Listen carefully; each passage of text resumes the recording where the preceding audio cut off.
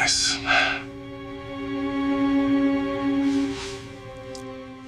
I'm divorcing you, and then I'll live off every dime you've ever earned.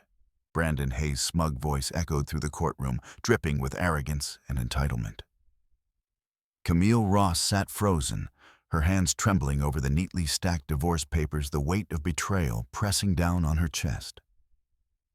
All the years of loyalty, the trust, the quiet sacrifices dismissed in a single venomous sentence. Yet, beneath the surface of her composed exterior, a spark flickered. A small, inconspicuous envelope sat tucked under her documents, unnoticed by Brandon, holding secrets that could change everything. For the first time, Camille allowed herself a fleeting, knowing smile. The room was suffocating with tension, the air thick with anticipation. Justice seemed impossible in that very moment, and yet Camille's silence carried a promise a storm was quietly brewing. Before we dive into the full story, drop a comment with your location and local time. We'd love to hear where you're joining us from. And don't forget to hit that subscribe button to follow Camille's journey and all our thrilling stories. The morning light filtered through the tall windows of the courthouse, casting long shadows across the polished marble floors. Camille Ross sat quietly in the front row, her posture perfect, her hands clasped in her lap. Yet the tension in her jaw betrayed the storm of thoughts running through her mind. Across the room, Brandon Hayes lounged arrogantly, flashing his signature smirk to anyone who dared glance at him. Every gesture he made, the tapping of his expensive watch, the casual toss of his designer tie, the knowing glances he gave the attorneys, screamed superiority. The courtroom was buzzing with whispers, murmurs of anticipation, as lawyers, clerks, and journalists prepared for the proceedings. Camille's lawyer, Lauren Mitchell, leaned in and whispering just enough for Camille to hear, "Remember, stay calm. Watch him. Every little detail matters." Camille nodded subtly, the smallest twitch of her fingers signaling acknowledgement, but her mind was already running ahead, replaying every misstep, every betrayal Brandon had thrown her way over the years. Brandon had built his life around the assumption that Camille would never truly stand up for herself. He believed her quiet nature, her patience, and her unwillingness to confront him publicly were signs of weakness. That assumption had been his greatest mistake. The judge entered, and the room fell into an immediate reverent silence. Judge Eleanor Davis, a woman whose presence alone commanded respect, scanned the courtroom, her sharp eyes briefly meeting Camille's. Camille offered a slight nod, professional calm, yet carrying an unspoken acknowledgement of trust. This was her ally in more ways than one. And she had every intention of letting that relationship work in her favor, without drawing unnecessary attention. The clerk called the case. Brandon stood adjusting his tailored suit and began his rehearsed narrative. "Your Honor, I am here today to formalize the divorce from Camille Ross. Let me make this abundantly clear. I have no intention of managing my life independently.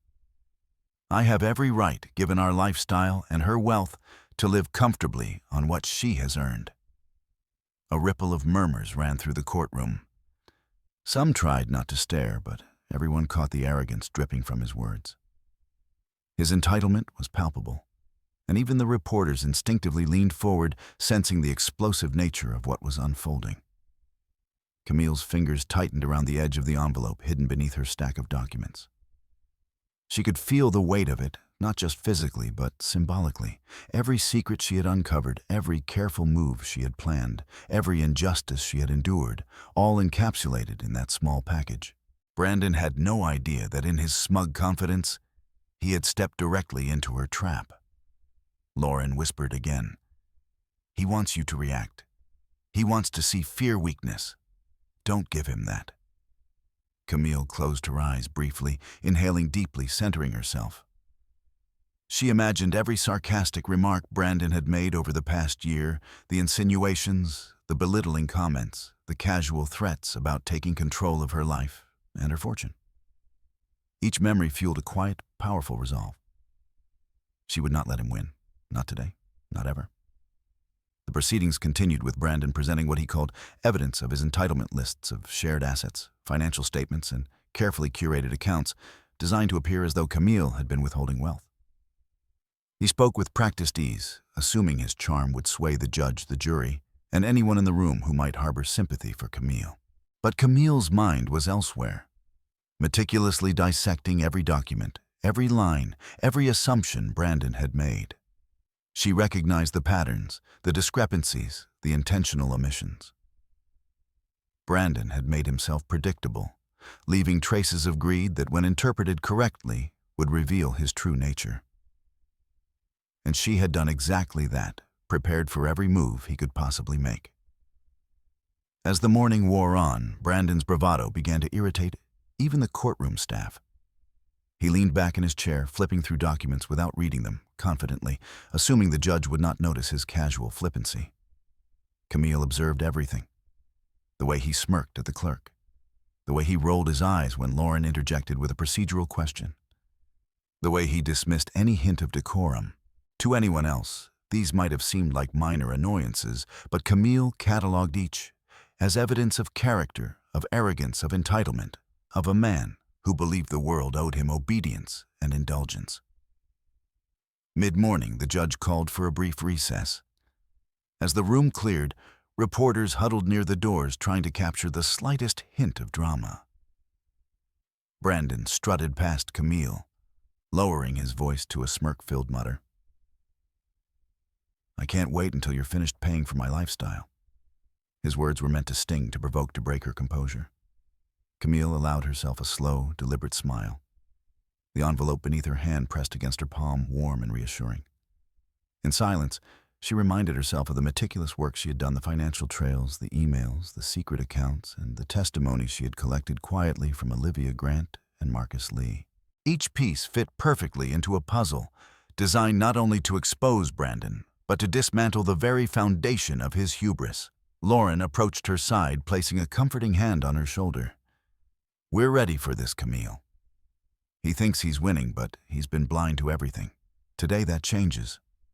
Camille nodded again, but this time the acknowledgement carried more than professionalism. It carried the unshakable calm of someone who had already won in her mind, even if the courtroom had yet to see it. Recess ended, and the courtroom slowly refilled. Brandon strutted to his seat as if commanding the room, completely unaware that the balance of power had quietly shifted. Camille sat poised, calm, her back straight, her eyes forward, hiding nothing but revealing everything through her unshakable presence. She was no longer simply a participant. She was the silent force around which the entire room would soon revolve.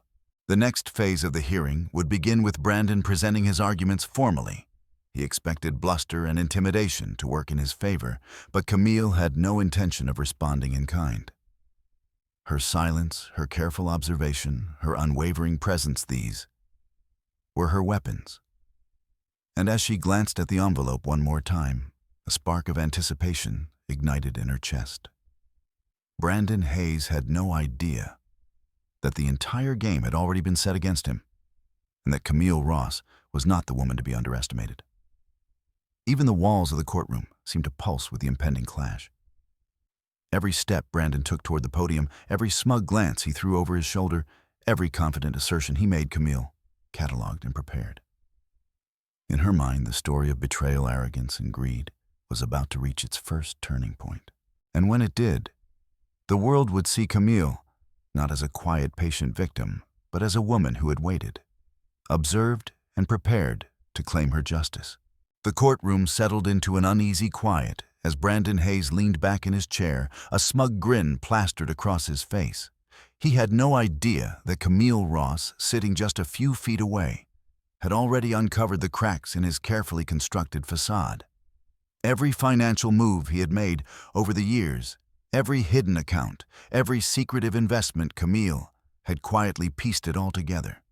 She had watched, waited, and documented with meticulous precision, knowing the day would come when the truth would no longer remain buried. Brandon began presenting his evidence with the confidence of a man who believed himself untouchable. "Your Honor," he began, gesturing to the thick stack of documents before him, "all of these statements and records prove that I have been transparent in all matters regarding joint assets. Camille and I agreed to these arrangements. There is no fraud, no concealment, only a division of property that is fair and equitable." Camille's eyes narrowed slightly. Fair and equitable, she thought, suppressing a tight smile. She remembered the late-night emails she had intercepted, the accounts he had opened under aliases, and the investments he had diverted without her knowledge. Each of these revelations painted a portrait of a man whose entire life was a performance one, built on deception, arrogance, and self-interest. Lauren Mitchell, sitting at Camille's side, whispered softly, "Watch him. Notice his confidence. He's laying the groundwork for his own unraveling." Camille's hand subtly brushed against the envelope tucked beneath her legal documents, the weight of it grounding her, reminding her of the careful strategy she had orchestrated. Brandon continued, oblivious to the quiet storm gathering at the other end of the courtroom. "I have ensured that Camille has always had access to funds, that she has never been deprived of anything she is entitled to. I've been generous, accommodating, and above all, transparent." He paused, clearly expecting murmurs of approval from the onlookers. And yet he added, his tone turning sharp. "Camille insists on making accusations that are not only baseless, but defamatory." The judge's eyes flickered with interest. Judge Eleanor Davis was not one to be swayed by theatrics or self-aggrandizing speeches. Her sharp gaze shifted from Brandon to Camille, and in that brief moment, Camille felt a sense of quiet affirmation. She had prepared for this. Every smirk, every claim, every boast Brandon had made would serve as the contrast to the reality she was about to reveal. Camille's mind retraced the steps that had led her here. There had been subtle signs early on, discrepancies in statements, unfamiliar transaction codes, unexpected transfers. At the time, she had brushed them off, unwilling to suspect the man she had trusted most. But as months passed, patterns emerged. She had enlisted the help of Olivia Grant, a former employee who had witnessed Brandon's manipulations firsthand, and Marcus Lee, a longtime friend who had helped her trace the financial maze. Piece by piece, Camille reconstructed the hidden ledger of Brandon's deceit. Now, as he spoke, Camille could almost hear the irony in his words. Every declaration of honesty, every claim of fairness, was the very evidence of his audacity. He had spoken so freely, so confidently, that he had inadvertently left trails of his own wrongdoing. Camille's plan hinged on this very overconfidence, the idea that a man like Brandon, blinded by entitlement, would underestimate her preparation. The proceedings grew tense as Brandon's attorney, a sharp and aggressive man, began to interject. "Your Honor, if I may?" He said, "My client's statements are complete and accurate. Any suggestion to the contrary is purely speculative." Camille leaned forward slightly, though her face remained an impassive mask.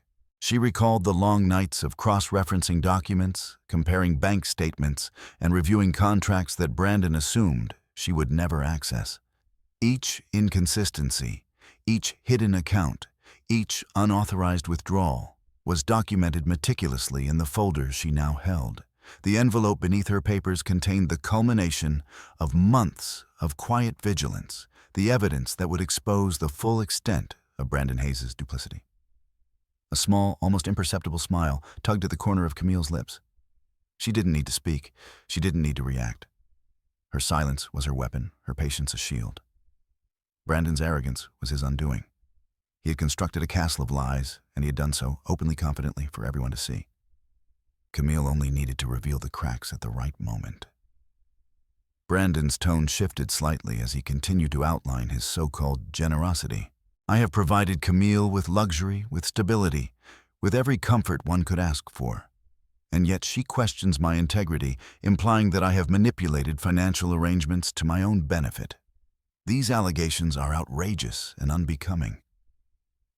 Camille's gaze remained steady. Her eyes locked on him, but her thoughts were elsewhere. She remembered the small victories she had achieved in silence, confirming hidden transfers, tracing offshore accounts, documenting instances where Brandon had attempted to divert joint funds. Each discovery had been a thread in the tapestry of truth she was now ready to display. Lauren Mitchell leaned closer, her whisper cutting through the hum of the courtroom. "Keep watching him, Camille. Notice how he slips up, how every word reinforces your evidence. He's unraveling on his own." Camille nodded slightly, her mind sharp and focused. The irony was intoxicating Brandon Hayes. So sure of his dominance, was exposing every weakness that would lead to his downfall. As Brandon droned on, Camille's thoughts flicked to the envelope once more. Inside were documents Olivia had provided, screenshots of emails and a detailed ledger of every unauthorized transaction Brandon had executed over the past 2 years. It was a meticulous record, undeniable in its clarity. Brandon's words, once a shield, were now the very thing that would pierce his armor. The tension in the room was palpable. Spectators leaned forward, sensing the weight of what was about to unfold, even if they didn't yet know the specifics. Camille's calm, measured presence contrasted sharply with Brandon's self-assured bluster. Every confident gesture, every smug remark only strengthened her position in the silent duel that was being waged between them. For a brief moment, Camille allowed herself to reflect on the magnitude of the situation. She had been underestimated, belittled, and dismissed. She had been portrayed as weak, passive, even naive. Yet, here she was, composed and in control, holding the power to reveal a truth Brandon had worked so hard to conceal. Her patience, her vigilance, and her intelligence had brought her to this moment. The judge called the courtroom to order again, signaling the continuation of Brandon's presentation. He rose completely unaware that every assertion, every boast, every feigned act of fairness had been meticulously documented by Camille. She remained still calm, poised, the picture of quiet authority. She did not flinch, she did not react, but inside a quiet satisfaction began to bloom. Brandon Hayes had underestimated her at every turn. He had assumed her silence was weakness. He had assumed her patience was complacency. And he had assumed that his charm, his wealth, and his confidence would protect him from scrutiny. But Camille Ross had watched, waited, and prepared. Now every word he spoke, every gesture he made, was feeding into the evidence she would reveal.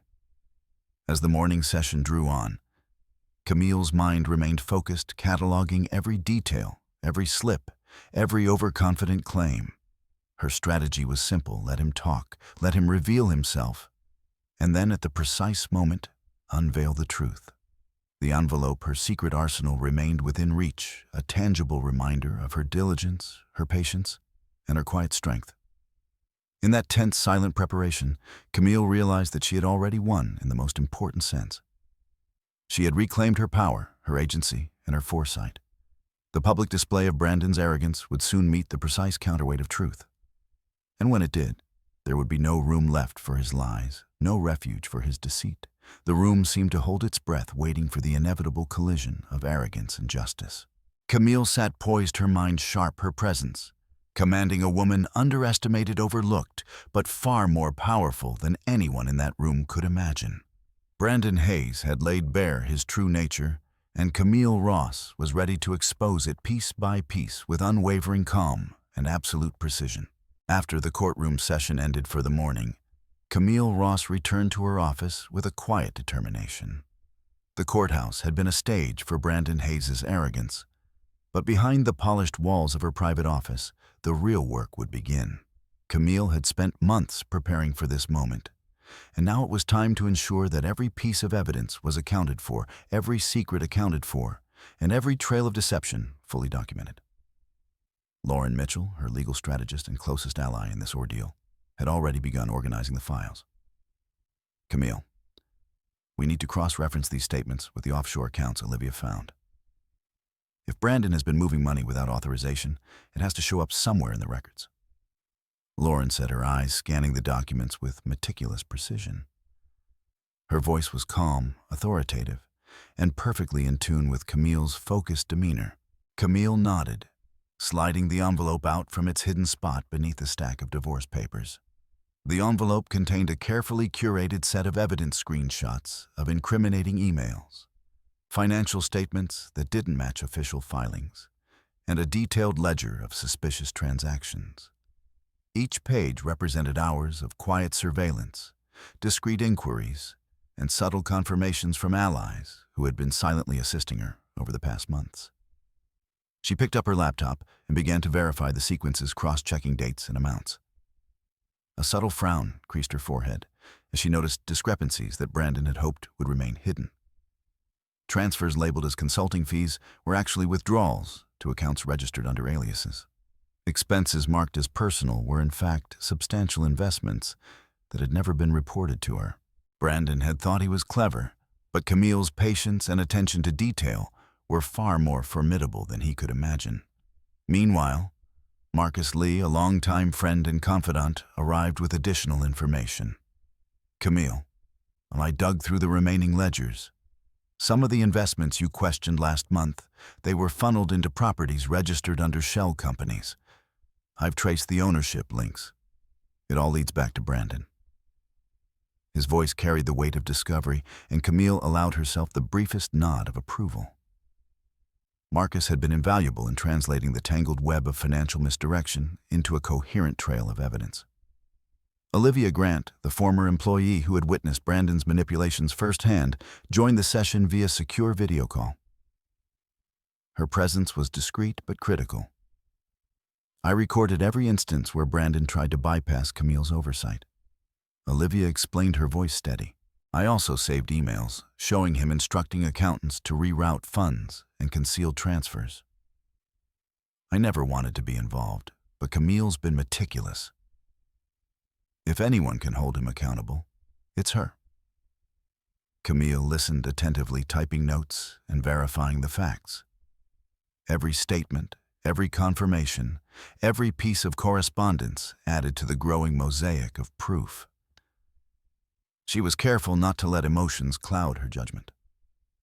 This was not about revenge in the traditional sense, but about uncovering the truth and ensuring justice prevailed. Brandon's arrogance had blinded him, and Camille intended to use it against him with surgical precision. The room was filled with the quiet hum of computers and the soft rustle of papers. Camille worked systematically, dividing the evidence into categories: financial fraud, hidden assets, and misappropriation of joint funds. Each category was meticulously documented with timestamp screenshots and corroborating witness statements. The organization alone was a work of art. Facade had a silent testament to Camille's methodical intelligence and patience. Lauren Mitchell leaned back, observing Camille's work. You've done more than just gather evidence. You've created a narrative that the court cannot ignore. Every lie, every omission Brandon made is clearly documented. He's left himself vulnerable at every turn. Her voice was calm, but carried the intensity of someone witnessing a plan coming together perfectly. Camille allowed herself a brief smile, but it was fleeting. There was still much work to do. She needed to anticipate every potential argument Brandon might present in court, every tactic he could employ to discredit her findings. This wasn't just about collecting evidence. It was about constructing an unassailable case. Hours passed, and the envelope that had started as a small, inconspicuous object grew in importance. It was more than just paper and files. It was a manifestation of Camille's diligence, resilience, and unwavering determination. Each document represented a moment where she had resisted fear, had remained patient, and had committed herself to uncovering the truth. The envelope had become her quiet power, a tangible symbol of justice that was patiently waiting for its moment to be revealed. By late afternoon, the team had compiled a comprehensive dossier. Financial anomalies were highlighted, with annotations explaining the discrepancies. Emails were cataloged showing the intent behind each misleading transaction. Witness statements, including Olivia's and Marcus's contributions, were carefully cross-referenced with official documents. Camille and Lauren reviewed the dossier together, ensuring that no detail was overlooked, no inconsistency left unexamined.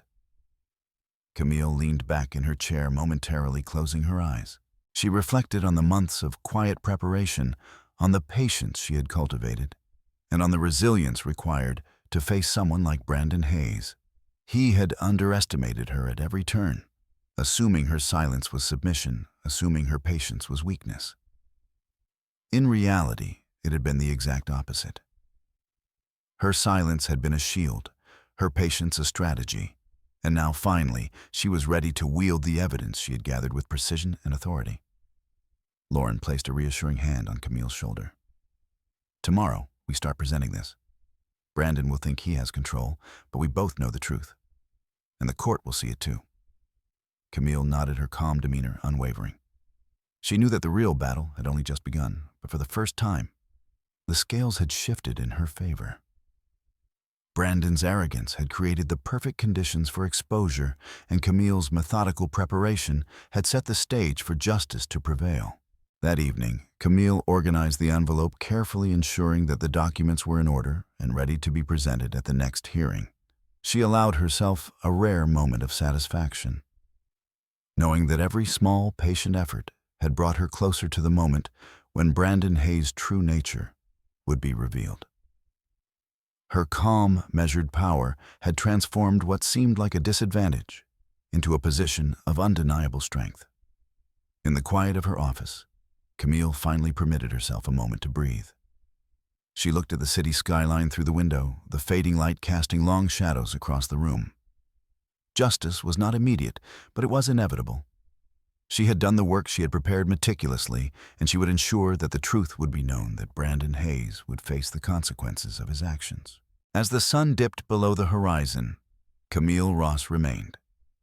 It seated, her hand resting lightly on the envelope, a symbol of patient strategy and unwavering resolve. The next steps would unfold in the courtroom, where the arrogance of Brandon Hayes would meet the quiet, calculated power of a woman who had waited, observed, and prepared. Camille's silent strength was ready to turn the tide, and nothing could stop it. Camille Ross walked into the sleek modern office building, her heels clicking sharply against the polished marble floors. The day had begun like any other, and the tension in her chest was palpable. She knew Brandon Hayes was hiding more than just financial deceit. There had always been whispers, rumors she had initially dismissed, but recent discoveries had forced her to confront the possibility of personal betrayal. Today she would face the truth head-on.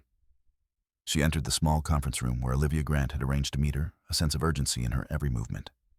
"Camille, I need to show you something," Olivia said, her voice low but steady. She handed over a tablet, flipping to a folder of messages that had been saved months earlier.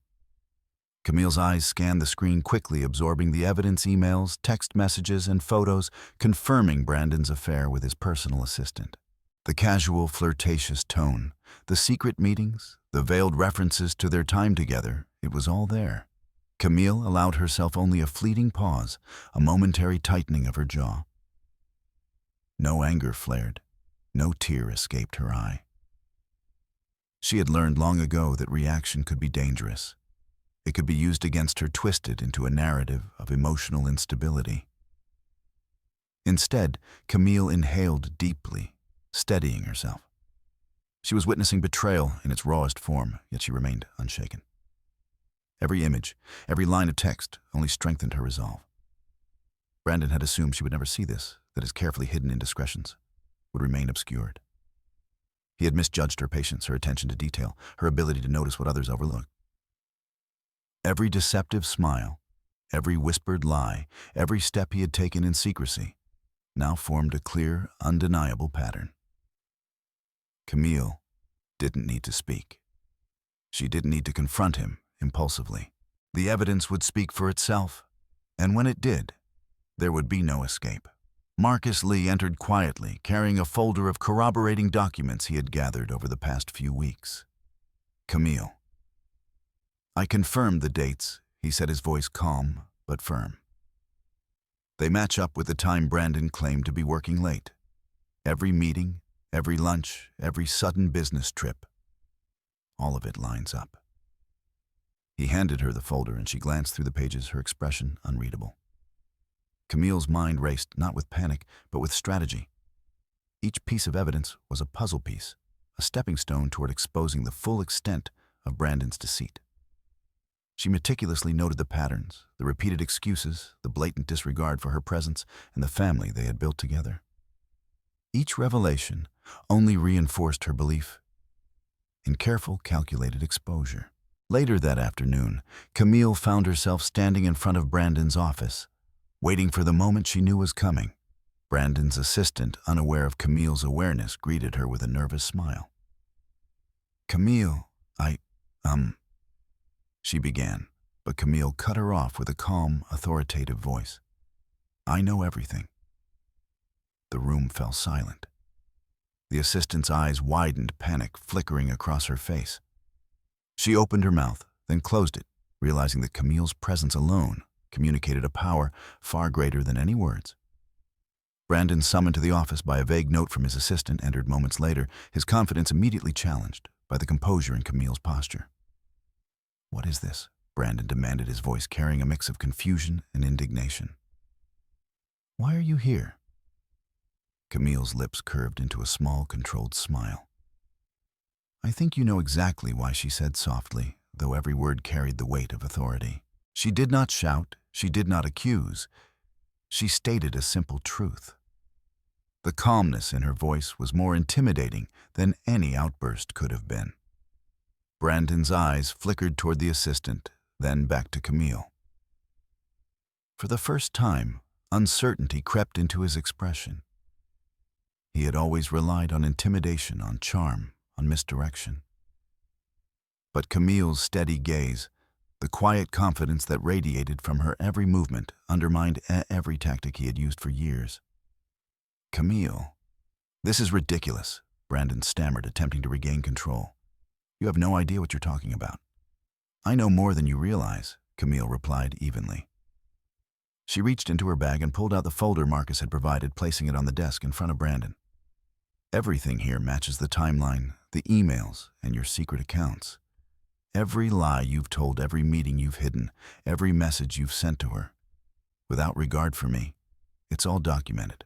Brandon's face turned a shade paler. He leaned forward, trying to snatch the folder, but Camille held her position of her hand firmly on the documents. "No, Brandon," she said softly, with an edge of authority that left no room for argument. "You underestimate me at your own peril." The assistant, realizing the gravity of the situation, whispered an apology and quickly left the room. Camille didn't react. She allowed the silence to fill the space, letting Brandon sit with the evidence he had thought would never see the light of day. Camille took a seat across from him, maintaining eye contact, every gesture deliberate, measured. "You've assumed my patience was weakness," she continued. "You've assumed my silence meant complacency. You were wrong." Her voice remained calm, almost serene. But beneath it was the power of someone who had endured betrayal, yet had never lost control. Brandon opened his mouth, then closed it, searching for a rebuttal that would restore his fractured ego. He realized, perhaps for the first time, that he had been cornered not by shouting or threats, but by precision, patience, and intelligence, qualities he had long dismissed in Camille. Camille allowed a long pause, letting the weight of the truth settle. She did not need to elaborate. The documents, the timeline, the emails, and the evidence of deceit were self-explanatory. Brandon's own arrogance had paved the way for his exposure. Finally, she leaned back, her expression composed, almost regal. "This is not about revenge, Brandon," she said softly. "This is about truth. You have chosen to reveal your character through your actions. Now everyone can see it." Brandon's shoulders slumped slightly, the confident veneer slipping, leaving vulnerability in its wake. For the first time, he realized that Camille's strength did not come from anger, from outbursts, or from confrontation. It came from preparation, calmness, and an unshakable commitment to justice. Camille stood, collected the folder, and gave him one last measured look. "You will answer for your choices," she said, her voice calm, unwavering. "And you will see that your arrogance has blinded you to what I am capable of." As she left the office, the weight of the confrontation hung heavily in the air. Brandon remained seated, staring at the folder, understanding too late that the quiet woman he had underestimated had become an unstoppable force. Camille walked out with measured steps, each one echoing the certainty of her path forward, as a path defined by clarity, strategy, and the relentless pursuit of truth. Outside the building, Camille paused for a moment, looking at the skyline, feeling the cool wind against her face. She allowed herself a small exhale, a release of tension, but there was no satisfaction in vengeance, only a focused determination. The real battle, the one that would fully expose Brandon Hayes, was still ahead in the courtroom. Today had been preparation, reconnaissance, the delicate alignment of strategy. Tomorrow, everything would change. Camille's mind replayed every detail, every hidden transfer, every secret meeting, every lie Brandon had told. She had documented it all meticulously, ensuring that nothing could be denied, no narrative twisted, no truth concealed. Her patience had been her armor, her observation her weapon. And as she prepared for the next phase, she felt the quiet power of someone who had endured betrayal but had refused to be broken. Tomorrow the courtroom would witness a different Camille Ross, a woman whose calm strength and methodical intelligence had prepared her to confront betrayal not with impulsive rage, but with precision, authority, and undeniable proof. Brandon Hayes had underestimated her at every turn, and soon the consequences of his actions would be laid bare. After leaving Brandon Hayes' office, Camille Ross returned to the sanctuary of her own home, a modern apartment perched above the city that she had built through years of diligence, intellect, and perseverance. The apartment was quiet, almost sterile in its calmness, yet it pulsed with the energy of strategy. Here, away from the courthouse theatrics and Brandon's brazen arrogance, Camille could focus fully on the next phase of her plan, the careful, calculated dismantling of a man who had underestimated her at every turn. Lauren Mitchell was already waiting when Camille arrived, a laptop open and files meticulously arranged on the glass coffee table. "We have everything we need." Lauren began, her tone precise and authoritative. "But timing is everything. Brandon's confidence is his weakness. He believes his charm and wealth make him untouchable. That's exactly the space we need to exploit." Camille sank into the chair opposite Lauren, her hands resting lightly on the table. She allowed herself a small, deliberate smile. She had always understood that the most effective strategy wasn't loud confrontation. It was patience, observation, and striking when the opponent least expected it. Brandon Hayes had given her every opportunity to do exactly that. "We'll approach this in layers," Camille said, her voice calm, each word deliberate. "First, the financials. Olivia Grant's documentation is flawless, but we need to ensure every transaction, every diverted account, and every shell company is cross-verified. Marcus has already started tracing the paths, but we can't leave a single gap. He thrives on his secrets. We'll remove them." Lauren nodded, typing rapidly, confirming that each account, each email, each record had been meticulously cataloged. "Next," Camille continued, "we leverage the narrative he's built himself. He believes everyone sees him as transparent, fair, and untouchable. His overconfidence is the key. Every boast, every careless statement, every arrogant gesture is a thread in the web we will use to entangle him." Camille's mind went over every detail she had observed in the past months, the casual mentions to associates of assets he alone controlled, the smug comments to friends about Camille's supposed ignorance, the small slips in conversation that hinted at offshore accounts and unreported investments. Each of these had been documented in a precise timeline, forming a meticulous pattern that would leave Brandon exposed. "This isn't just about financial exposure," Camille said, leaning forward slightly. "It's also about perception. We'll show the court, and eventually anyone who watches, that his arrogance and deceit are inseparable. He's not a man of integrity. He's a man who believes the world owes him everything. And that belief will be his undoing." Lauren looked up, her eyes sharp. "We'll need to anticipate his responses. He's clever, manipulative. He'll try to deflect, to twist facts, to confuse the court. But Camille, your calm, measured presentation will leave him no foothold. Every lie he tells can be directly countered with verified evidence. Timing and precision are key." Camille nodded. "We move quietly. No leaks, no dramatic gestures outside the court. Every action is calculated. We prepare witnesses, corroborate statements, and align timelines. By the time we confront him directly in court, there will be no escape, no room for misdirection." Over the next several hours, the team worked tirelessly. Marcus Lee cross-verified offshore accounts, tracing the flow of funds with painstaking care. Olivia Grant prepared annotated screenshots, highlighting dates and amounts that corresponded to Brandon's own claims in meetings and emails. Lauren Mitchell compiled every document into a coherent sequential dossier, ensuring that it could be presented efficiently and compellingly in court. Camille observed each step, her mind always 3 moves ahead. She took detailed notes, marking potential points where Brandon might attempt to spin his narrative, considering questions the judge might ask, and envisioning the moments when his overconfidence would become apparent to everyone present. Her calm, controlled demeanor hid the intensity of her focus. She did not need to raise her voice or display anger. The quiet precision of her preparation was far more formidable. In the late afternoon, Camille allowed herself a brief break. She stepped out onto the balcony, the city sprawling beneath her lights, beginning to twinkle as evening settled in. For a moment, she reflected on how far she had come. Brandon Hayes had underestimated her at every turn, assuming her quiet nature was weakness, her patience a sign of complacency. Instead, it had been a shield, a tool, and a strategy. Every day he had assumed she was passive.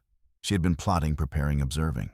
Every careless boast, every hidden transaction he had executed had been carefully noted, documented, and preserved. Returning inside, Camille resumed her work with renewed focus. She reviewed witness statements, ensuring that Marcus and Olivia's contributions were fully integrated into the case. She double-checked dates, timelines, and cross-references, leaving no room for ambiguity. Each detail was accounted for, each potential counterargument anticipated. Camille's meticulousness was a reflection not only of intelligence, but of resolve, a refusal to allow deception and betrayal to go unchallenged. Lauren looked up from her laptop.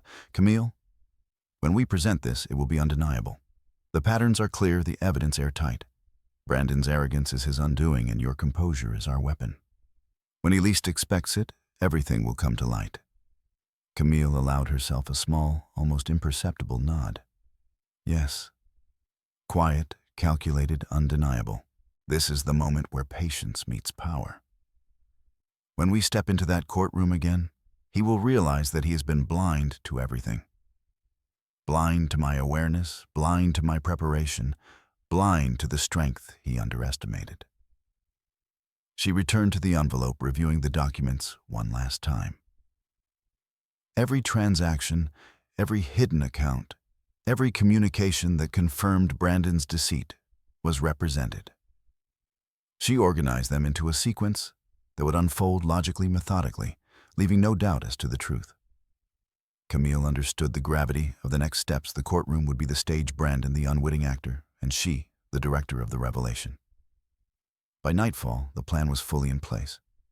Camille had ensured that every piece of evidence was verified, every witness prepared, and every narrative carefully structured. She leaned back in her chair, allowing a rare moment of satisfaction. Her strategy was no longer just about proving betrayal. It was about reclaiming power, asserting agency, and demonstrating the strength that had been underestimated for far too long. Brandon Hayes had believed he could manipulate, deceive, and dominate, relying on charm, wealth, and the presumption of Camille's submission. He had misjudged her entirely. Camille Ross had transformed patience into power, observation into strategy, and quiet endurance into an unstoppable force. The moment of confrontation would be decisive, dramatic, and irrevocable, and she would be ready. As she prepared to leave for the evening, Camille took one final glance at the envelope resting on her desk. It was small, unassuming, yet it contained the culmination of months of silent vigilance. In its pages lay not just evidence, but proof of her resilience, her intelligence, and her unwavering commitment to justice. Tomorrow, she thought, Brandon would finally understand the true cost of underestimating her. The courtroom buzzed with a quiet anticipation as Camille Ross walked in her heels, clicking with deliberate precision against the polished floor. Today was not just another hearing. It was the moment where months of silent preparation, patience, and meticulous strategy would finally converge. She adjusted the edge of her blazer, inhaling deeply, letting the weight of her calm authority settle into her posture. Every eye in the room, from the reporters scribbling notes to the clerks shuffling papers, felt the presence of a woman who commanded attention without raising her voice. Brandon Hayes was already seated, radiating confidence. His posture relaxed, his smirk as practiced as ever. He believed he had mastered this performance, that his charm, wealth, and apparent control over the narrative would carry him through the proceedings. He glanced at Camille, offering a dismissive nod that was meant to intimidate. But Camille met it with an unflinching gaze. No reaction, no emotion, only quiet, measured power that Brandon could neither read nor manipulate. Judge Eleanor Davis entered the room, her presence commanding immediate silence. The gavel struck, and the courtroom fell into a tense stillness. Camille's legal counsel, Lauren Mitchell, gave her a subtle nod from across the table. Camille returned the gesture with a slight, imperceptible smile, signaling readiness. Every plan, every detail they had prepared was about to be executed. Brandon's attorney began the proceedings, laying out the supposed narrative of fairness and equity. He spoke with practiced ease, presenting Brandon as a man of integrity, a victim of unreasonable accusations. "Your Honor, my client has always acted transparently with consideration and fairness," the attorney intoned. "Any claims suggesting otherwise are not only unfounded, but maliciously intended to misrepresent the facts." Brandon sat back, visibly pleased with the performance. He glanced at Camille, expecting a reaction, a hint of fear, hesitation, or vulnerability. There was none. Camille remained perfectly still, her posture impeccable, her eyes focused and calculating. Inside, she catalogued every word, every gesture, every inflection, mentally preparing for the precise moment she would strike. Lauren Mitchell leaned over, whispering softly, "He's confident, Camille. But his overconfidence is exactly what we need. Watch him. Every casual statement, every boast, it will all unravel." Camille nodded ever so slightly. Overconfidence had always been Brandon's Achilles heel, and she intended to exploit it fully. The first witness was called a former accountant who had handled some of Brandon's business transactions. Camille observed quietly as the witness recounted irregularities in statements, discrepancies that Brandon had attempted to disguise under layers of financial jargon. Brandon's face tightened imperceptibly, but he masked any sign of concern with a carefully controlled expression. Camille noted it, filing it away. Every micro-expression, every subtle sign of unease, strengthened the narrative she had been constructing. As the witness continued, Lauren Mitchell subtly passed Camille a folder containing additional documents. Inside were records and annotations correlating with Brandon's own statements, evidence of offshore accounts, misallocated funds, and unauthorized transfers. Camille's eyes flicked through the pages, confirming dates and amounts, checking that every cross-reference matched perfectly. This was the moment of truth, and she would present it with precision. Brandon, sensing a shift in the courtroom's energy, attempted to regain dominance. "Objection," he barked, suddenly aiming to discredit the witness and disrupt the flow. Judge Eleanor Davis, unshaken, regarded him coolly. "Sustained in part, Mr. Hayes, but the information presented remains admissible," she said. Brandon's smirk faltered for a fraction of a second, barely perceptible, but Camille noticed. Camille's pulse remained steady. She had anticipated this tactic, and it only reaffirmed the meticulous preparation she had undertaken.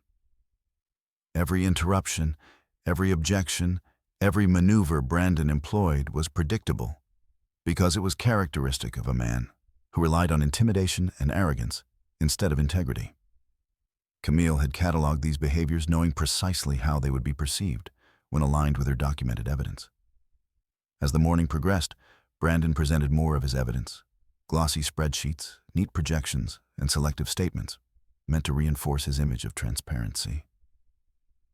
But Camille, with quiet authority, followed each line, each figure, each assertion. The subtle inconsistencies, the gaps, the deliberate misrepresentations were all catalogued, ready to be unveiled. She did not speak, did not flinch, did not reveal a reaction. Her calm presence was itself a countermeasure, a silent declaration of control.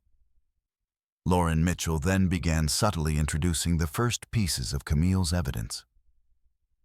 It started small annotations on previously presented documents, cross-references that Brandon had assumed no one would notice. Camille observed Brandon's reaction with clinical detachment. At first he blinked once, a minor flicker of concern. Then, as the patterns became apparent, his body language shifted imperceptibly, a tightening of the jaw, a slight narrowing of the eyes, a subtle slump in posture as his confidence wavered. Camille noted each sign with satisfaction. The atmosphere in the courtroom thick in tension, climbing with every exchange. Reporters leaned forward, sensing the unfolding drama. Every person present felt the change, though few could articulate why. Camille's presence alone, combined with the meticulous presentation of evidence, began to tip the scales subtly yet inexorably. Brandon, once supremely confident, was now forced to navigate an environment where he was no longer the dominant force. Camille's mind remained razor-sharp, processing every movement, anticipating every argument, and silently preparing for the decisive moment. She didn't need to interrupt or assert herself loudly. The power of observation, preparation, and strategic patience was far more formidable than any outburst could have been. Her quiet authority carried an unmistakable weight, the weight of someone who had endured betrayal, meticulously prepared for confrontation, and was fully in command of the moment. As the morning session drew toward a short recess, Camille allowed herself a brief internal acknowledgement. The groundwork had been laid. The evidence was precise, the witness testimonies aligned, and Brandon's overconfidence was now apparent to all. The next phase would require careful presentation, the strategic unveiling of information in a manner that would leave Brandon exposed, confident, only in the illusion of control until the very last moment.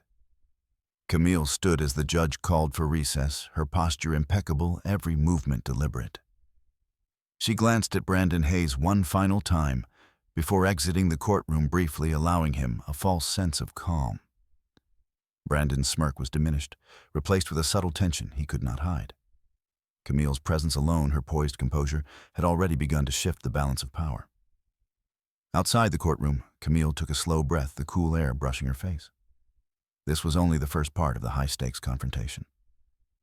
But in that moment, she felt the quiet satisfaction of strategy in motion. Months of preparation, patience, and observation had brought her to this point. Brandon Hayes had underestimated her at every step, and now in the public eye, that underestimation was about to be revealed for all to see. Camille returned to her seat inside, ready to continue. The first part of the courtroom battle had demonstrated her calm authority, her meticulous preparation, and her unshakable focus. Every detail of Brandon's arrogance, every overconfident gesture, every claim of transparency had been catalogued, observed, and prepared for systematic exposure. The next session would bring the first tangible unraveling of his facade, and Camille Ross would ensure it was both precise and irreversible. The courtroom fell silent as the session resumed after recess. Camille Ross settled into her seat with the calm, unshakable composure that had become her trademark. Her fingers lightly rested on the envelope containing the meticulously organized evidence, each document representing months of quiet vigilance and painstaking preparation. Brandon Hayes, unaware of the storm about to engulf him, shifted in his chair, adjusting his cufflinks with practiced precision, his smirk a thin veil over a growing unease he did not yet recognize. Lauren Mitchell leaned slightly toward Camille, her voice barely above a whisper. "Remember, Camille, let him continue. Every claim he makes is another thread for our tapestry. Timing is everything." Camille nodded imperceptibly, her gaze fixed on Brandon, watching as he prepared to speak. The judge, Eleanor Davis, gestured for Brandon's attorney to proceed, signaling that the second part of the high-stakes confrontation had begun. Brandon rose, his posture confident, his voice smooth and commanding. "Your Honor, I must emphasize that every statement I have made regarding joint assets, investments, and shared finances has been transparent and above board. Camille Ross has been fully aware of all transactions, all allocations, and all decisions made regarding our financial interests. Any suggestion to the contrary is not only inaccurate, it is misleading and designed to malign my character." Camille's lips curved into a slight controlled smile. Every boast, every attempt to assert dominance only further revealed the cracks in Brandon's facade. She had anticipated his arguments, had traced each statement back to discrepancies, and now all that remained was to unveil the evidence she had quietly accumulated. Lauren leaned closer again, passing Camille a set of cross-referenced spreadsheets and annotated emails. Every claim he's making Camille is contradicted by his own actions. The offshore accounts, the hidden transfers, the unauthorized expenditures, all documented. This is our moment. Camille's eyes flicked through the files, confirming each connection, each inconsistency. Her mind remained focused, calm, calculating. She was not reacting emotionally. She was executing a strategy that would leave Brandon exposed beyond repair. Brandon continued attempting to sway the judge and courtroom spectators with his practiced narrative. He spoke of fairness, generosity, and transparency, painting himself as a man of integrity who had been wronged by allegations of deceit. But Camille, observing him, silently recognized the subtle contradictions in his words. A transfer he had labeled as personal expense had actually been diverted to an account under a pseudonym. A claimed investment had never been reported to joint records.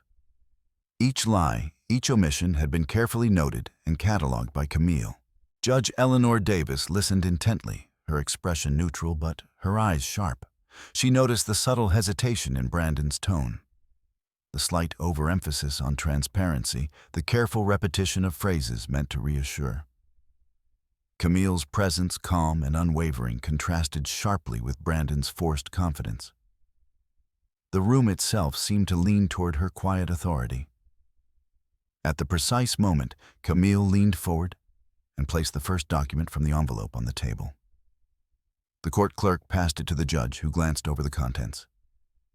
The document was simple, yet damning, a detailed ledger of unauthorized transfers cross-referenced with dates and communications that Brandon himself had approved. Brandon's confident smirk faltered. His eyes darted toward Camille, then to the judge and back again. For the first time, he recognized that the careful narrative he had built was crumbling. Camille did not need to speak loudly. The documents spoke for themselves. Every overconfident claim he had made was contradicted by concrete evidence, and the courtroom could see it plainly. Lauren Mitchell took over, her voice calm, methodical, and authoritative. She guided the judge through the evidence, highlighting the discrepancies, the hidden accounts, and the communications that revealed intent. Your Honor, as you can see, Lauren said, gesturing toward the documents, the transactions Mr. Hayes claims were transparent were in fact deliberately concealed from Miss Ross. These offshore accounts, transfers, and financial maneuvers were executed without her knowledge or consent. Brandon shifted uncomfortably, attempting to interject, but Judge Davis raised a hand, signaling him to remain seated. His usual assertiveness was now restrained, his confidence waning under the weight of incontrovertible proof. Camille remained calm, her gaze steady, her posture impeccable. She had orchestrated this moment with precision, allowing Brandon's arrogance to lead him into a corner from which he could not escape. The courtroom murmured with quiet fascination. Observers leaned forward, sensing the high-stakes drama unfolding. The evidence was compelling, undeniable, and meticulously presented. Brandon, who had relied on charm and intimidation, now faced the stark reality of his miscalculations. Camille's silent strategy had transformed her from a perceived victim into the architect of his exposure. Camille slowly stood, her movements deliberate and commanding. She addressed the court in a calm, measured voice, her eyes meeting Brandon's. Your Honor, the documents before you provide a clear, factual record of Mr. Hayes' financial conduct. Each transfer, each diversion, each concealment has been documented, verified, and cross-referenced. The transparency he claims is contradicted by his own actions. This is not speculation, this is evidence. The room was tense. Every attendee acutely aware of the gravity of the moment. Brandon's attorney attempted to challenge the documents, claiming procedural errors and questioning authenticity, but Lauren Mitchell was prepared. Each objection was countered with verification, corroboration, and methodical clarity. The courtroom could see the precision, the preparation, and the undeniable truth behind Camille's presentation. Brandon's smirk had vanished entirely. He shifted in his seat, running a hand through his hair, eyes flicking nervously between Camille, the judge, and the assembled documents. His confidence, which had been his armor, now served only to highlight the depth of his exposure. Every boast, every overconfident remark he had made prior to the hearing had become evidence against him, and Camille had anticipated it all. By mid-afternoon, the pattern was undeniable. Every lie, every concealment, every deliberate misrepresentation had been meticulously laid bare. The courtroom could see clearly that Brandon Hayes' claims of transparency were false, and Camille Ross had orchestrated it all with quiet, methodical authority. She did not raise her voice. She did not display anger. She did not need theatrics. Her calm, calculated presence, combined with incontrovertible evidence, was more than enough to unmask Brandon completely. Camille returned to her seat, her expression serene, almost regal. She allowed Brandon a fleeting glance, seeing in his eyes the dawning realization of defeat. He had assumed his wealth, his charm, and his arrogance would shield him. He had underestimated her, believing her patience was weakness, her silent submission. Yet here she was, standing poised and in full command of the truth. Judge Eleanor Davis took a deep breath, reviewing the documents with meticulous attention. The room remained tense, the weight of justice palpable. Brandon remained seated, his posture rigid, his confidence eroded by the clarity and precision of Camille's strategy. She did not gloat. She did not taunt. She simply existed as the embodiment of calm authority, a woman who had turned betrayal, arrogance, and deception into an opportunity to assert undeniable truth. As the session drew to a temporary close, Camille allowed herself a subtle, imperceptible smile. The first stage of the high-stakes confrontation had succeeded. Brandon Hayes had been unmasked, not through emotional outburst or theatrics, but through patience, preparation, and a relentless commitment to exposing the truth. The next steps would further solidify Camille's dominance, but for now the courtroom had witnessed the quiet, formidable power of a woman underestimated for far too long. The courtroom was thick with anticipation as the second day of proceedings began. Camille Ross sat at her designated table, her posture calm and authoritative, her hands resting lightly on the stack of meticulously organized documents. Today was the day Brandon Hayes would be forced to confront the reality he had spent years denying. The arrogance that had once shielded him now seemed like a fragile veneer ready to crack under the weight of undeniable evidence. Brandon entered the courtroom with the same practiced confidence, his designer suit immaculate, his smirk as polished as ever. Yet, Camille noticed subtle signs of tension, a quick glance to the side, a tightening of his jaw, a brief hesitation as he approached the podium. He believed he could maintain control, but even he could sense that the tide had shifted.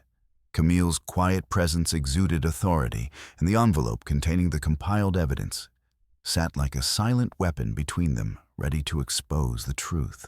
Judge Eleanor Davis called the court to order, her voice cutting through the murmur of anticipation. Brandon's attorney began with a rehearsed defense, attempting to discredit the previous day's revelations, framing them as misinterpretations or coincidences. Brandon spoke alongside, reiterating his claims of transparency, fairness, and integrity. Your Honor, all financial statements, all asset allocations, and all investments have been fully disclosed. Any suggestion of concealment is categorically false, he declared, his voice resonating with a confidence he had long relied upon. Camille remained impassive, her eyes fixed steadily on him, absorbing every word, noting every inflection, every overemphasis. She did not need to respond immediately. The weight of her preparation and observation had already begun to undermine his composure. Every word he spoke, every gesture he made, was another piece of the puzzle she had painstakingly constructed over months of careful work. Lauren Mitchell leaned in quietly, her voice calm and precise. Camille let him talk. Every statement he makes strengthens the discrepancies. Every boast highlights his contradictions. Camille's fingers brushed the envelope lightly, reaffirming her resolve. The documents inside contained detailed evidence of unauthorized transfers, misallocated funds, hidden accounts, and corroborating statements from Olivia Grant and Marcus Lee. These were not merely suspicions, they were concrete proof that Brandon Hayes had consistently acted in bad faith. The first witness of the day, Olivia Grant, was called to testify. Her composure mirrored Camille's calm, professional precise. She recounted instances of Brandon's manipulation and concealment of funds, providing timestamps, emails, and internal communications that directly contradicted his claims of transparency. Brandon attempted to interject, but Judge Davis maintained strict control, allowing Olivia to deliver her testimony uninterrupted. Each word, each fact, each piece of evidence chipped away at the carefully constructed facade Brandon had relied upon for so long. Camille observed him carefully. His confident posture had shifted into subtle signs of agitation, the tapping of his fingers against the table, a quick glance toward his attorney, the faint narrowing of his eyes. He tried to reclaim control with dismissive gestures, but the courtroom had begun to recognize the inconsistencies in his statements. Camille's calm authority created a contrast that highlighted his flaws, without her ever raising her voice. Lauren Mitchell presented the next set of evidence with precision. Documents were laid out sequentially, showing the chronological flow of concealed transactions and misrepresented investments. Each annotation was cross-referenced with emails, bank statements, and official records. "Your Honor, the pattern is clear," Lauren explained, her voice steady. Mr. Hayes systematically diverted funds without Miss Ross's knowledge or consent. The transparency he claims is demonstrably false. Brandon's eyes flickered to Camille, searching for any sign of fear or uncertainty. There was none. Her calm, measured gaze, combined with the unassailable evidence, created a psychological pressure that words alone could not convey. Camille had learned long ago that strength was not always loud or aggressive. Sometimes it was quiet, relentless, and undeniable. The courtroom began to murmur as the sequence of evidence was made clear. Journalists leaned forward, scribbling notes, capturing the drama of a man whose overconfidence had led to his unraveling. Brandon's attorney attempted to challenge the documents, citing procedural technicalities and questioning the authenticity of the presented evidence. Lauren Mitchell countered each objection calmly, presenting corroborated statements and verified financial records. Every attempt to deflect only served to reinforce the validity of Camille's case. Brandon's confidence wavered further as Judge Davis scrutinized the evidence. The ledger of hidden transfers, the detailed timeline of unauthorized investments, the emails and messages confirming intent all presented a cohesive narrative that contradicted every assertion he had made. He shifted in his chair, running a hand through his hair, a subtle sign of his growing realization he could no longer control the narrative. Camille allowed herself a brief internal acknowledgement of progress. Months of patient observation, careful documentation, and strategic preparation were coming to fruition. She had anticipated every argument, every attempt at distraction, every overconfident claim, and each one had been neutralized by verified evidence and methodical presentation. Brandon Hayes, once the dominant figure in her life, was now cornered, exposed, and vulnerable. The final witness of the day, Marcus Lee, provided additional corroboration, linking suspicious financial maneuvers to Brandon's own communications. His testimony aligned perfectly with the documented evidence, leaving no room for doubt.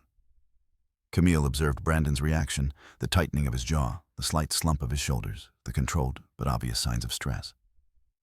Every gesture confirmed what Camille already knew: he had underestimated her. And now the consequences were unavoidable.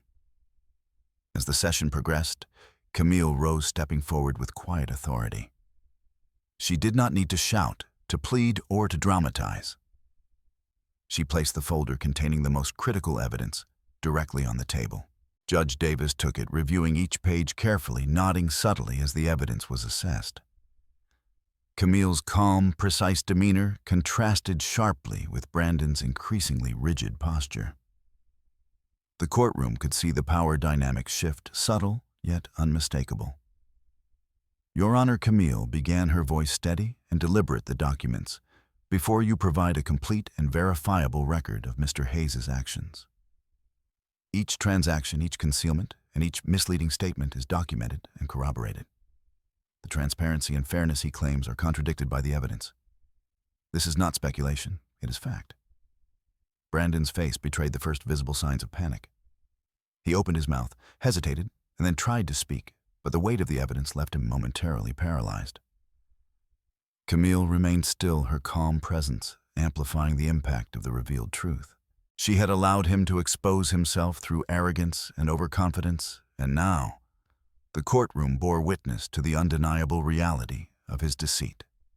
The session concluded with Judge Davis acknowledging the clarity and weight of the evidence.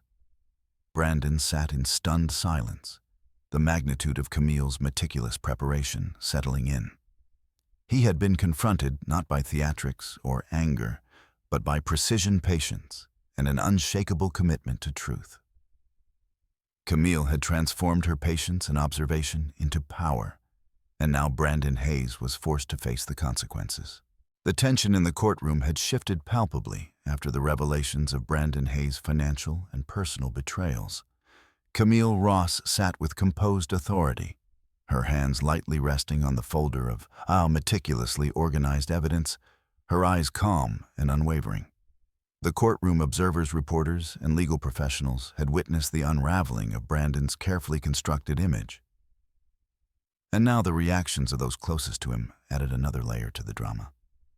Brandon's family members, seated in the front row, could no longer maintain the pretense of casual support. His mother, once a picture of elegance and confidence, pressed a hand to her lips, her eyes wide with shock.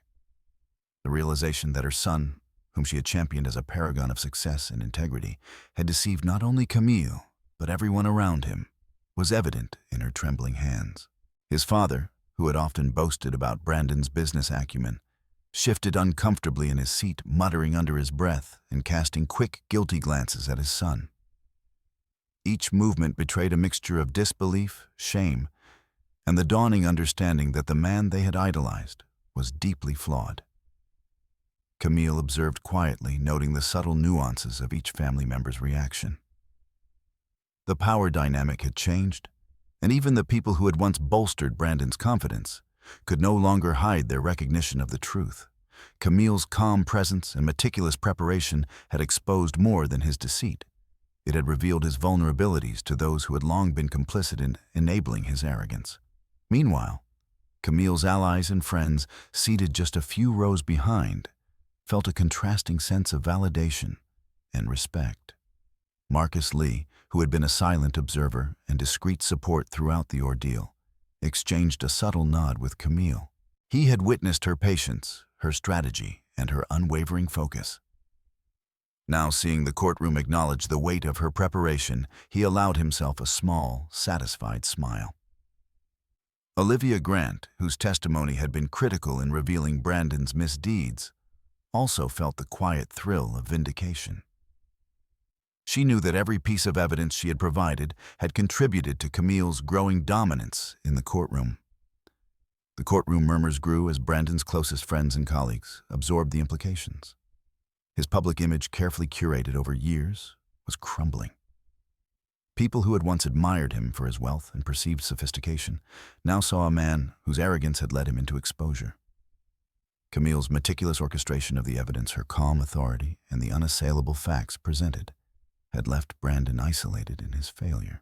He was no longer the dominant force. He was the subject of scrutiny, forced to confront not only the legal consequences of his actions, but the social ramifications as well. Lauren Mitchell leaned slightly toward Camille, whispering with measured authority, "Notice the shift. They are seeing what we have seen all along. His support system is fracturing, and it's entirely because of the clarity and precision of our presentation." Camille nodded subtly, her expression composed, but internally aware of the magnitude of this moment. The emotional reactions of Brandon's family and social circle amplified the impact of the evidence itself. It was not enough to expose deceit legally. The human element, the social acknowledgement of wrongdoing, was equally powerful. As witnesses concluded their statements and the evidence was fully laid out, the reactions intensified. Brandon's mother covered her face briefly, tears threatening to spill, while his father's hand clenched tightly in his lap. His younger siblings, who had long admired him, exchanged uncertain glances, the foundation of their trust shaken. The arrogance that Brandon had relied upon to intimidate and control had dissolved in the face of undeniable truth. and the reactions of those who matter to him most underscored the magnitude of his exposure. Camille's friends, by contrast, were quietly triumphant. They had witnessed her struggle, her patience, and her strategic intelligence. Seeing her composure matched with tangible results was empowering. Marcus Lee leaned back slightly in his chair, a subtle expression of pride crossing his features. He understood the long, methodical process that had led to this moment, the silent accumulation of evidence, the careful orchestration of testimony, and the calculated exposure of Brandon's flaws. Camille had executed her plan with precision, turning months of careful observation and documentation into a compelling, undeniable narrative. Even the court reporters, who had seen countless high-profile cases, leaned forward with anticipation. The contrast between Brandon's faltering composure and Camille's serene authority was stark. Observers began to recognize that Camille was not merely reacting to events. She was orchestrating them. Every glance, every gesture, every carefully timed presentation of evidence was deliberate.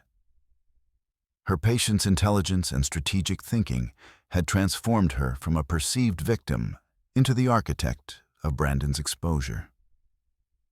Brandon, sensing the mounting acknowledgement of his failures among both friends and family, attempted to regain composure. He straightened his posture, his voice strained but controlled. "Your Honor," he began, attempting to address the court, I can explain."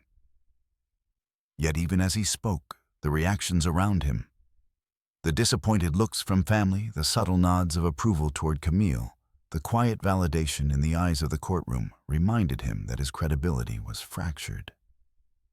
His words fell flat, unable to repair the damage that had been done. Camille allowed him to speak, listening intently, her calm demeanor unwavering. She did not interrupt, did not display emotion. Her silence amplified the impact of the evidence she had presented. Each faltering word from Brandon highlighted his overconfidence, his arrogance, and his misjudgment of her intelligence and composure. Camille had prepared for this, and every human reaction around her validated the precision of her strategy. As the courtroom session drew to a pause, Camille reflected on the subtle yet profound shift in perception. Brandon Hayes had been revealed not only legally but socially. His support system was fractured, his credibility damaged, and his arrogance exposed. Camille's patience and methodical preparation had created a scenario where the truth could not be denied, and the reactions of family and friends underscored the human cost of his deceit. Lauren Mitchell leaned in, her whisper barely audible. "This is the culmination of months of preparation." Notice how even his closest supporters are questioning him now. "Camille, your quiet strength is reshaping the entire room." Camille nodded, her calm smile, acknowledging both the tactical success and the justice being realized. She had transformed betrayal and arrogance into a vehicle for empowerment, and the social recognition of Brandon's failings was an integral part of the victory. By the end of the session, the courtroom had absorbed the full impact of the evidence and human reactions. Brandon Hayes, once the dominant figure in both the legal and social spheres, was now isolated, scrutinized, and undeniably exposed. Camille Ross remained poised, authoritative, and calm, the embodiment of strategic intelligence and quiet power. The reactions of those around her, shock, shame, admiration, and validation, reinforced the narrative she had so carefully constructed. Camille gathered her documents as the judge called for a brief recess. She allowed herself a moment of satisfaction, not in revenge, but in the quiet triumph of truth, preparation, and unwavering resolve.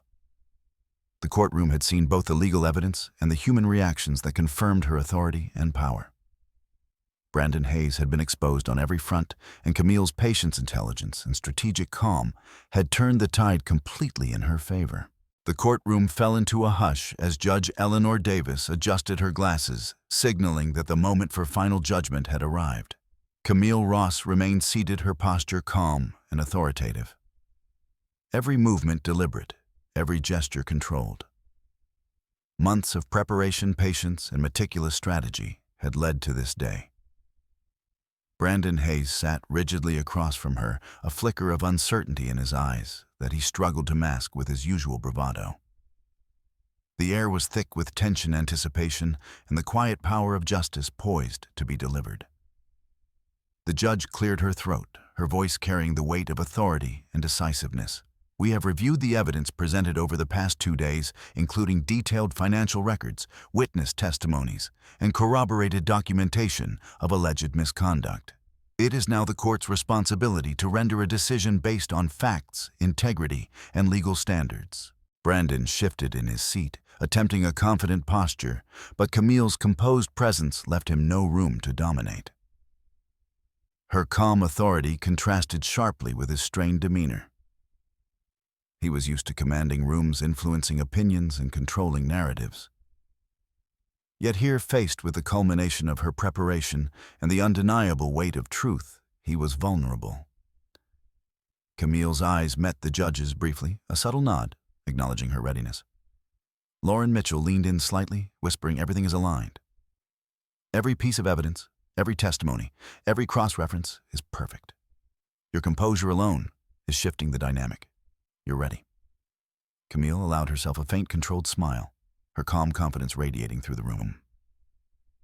Judge Davis continued, her tone firm and measured. "Mr. Hayes, the court has found clear evidence of financial misconduct, deliberate concealment of assets, and misrepresentation of financial transactions. The documents presented by Ms. Ross, corroborated by witness testimony and verified financial records, establish beyond reasonable doubt that you have acted in direct violation of your fiduciary obligations and the trust inherent in your marital partnership." Brandon's face betrayed the first signs of panic. He opened his mouth to protest, but Judge Davis raised a hand, silencing him. "This court finds that Ms. Ross has acted diligently, methodically, and transparently in uncovering these discrepancies. Her patience, preparation, and commitment to the truth have established a compelling case of misconduct that cannot be ignored or dismissed."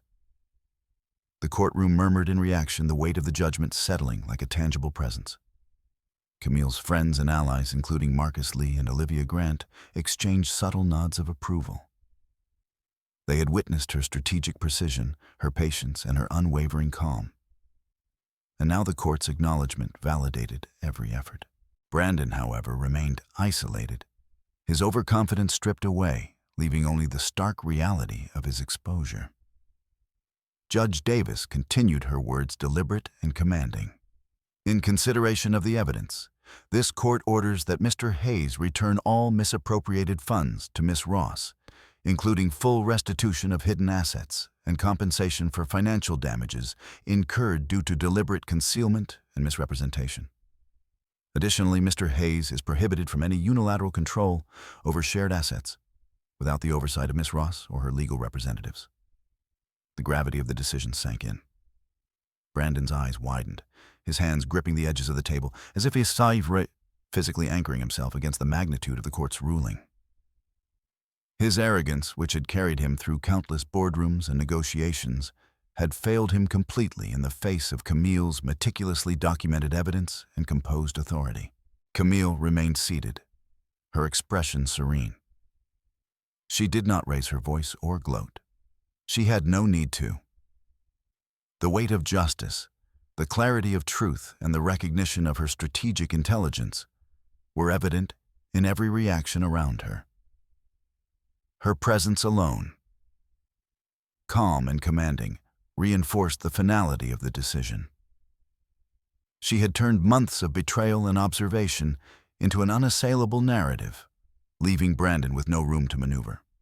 Lauren Mitchell leaned slightly toward Camille, whispering with controlled excitement, "You did it. Every detail, every preparation, every subtle observation, it all led to this. He's exposed, and you've reclaimed your authority completely." Camille allowed herself a quiet exhale, acknowledging the culmination of her strategy without unnecessary fanfare. Her strength had been measured deliberate and precise, and now it had yielded undeniable results. The courtroom continued to absorb the magnitude of the judgment. Reporters scribbled notes, furiously capturing the unprecedented unraveling of Brandon Hayes' public and private persona.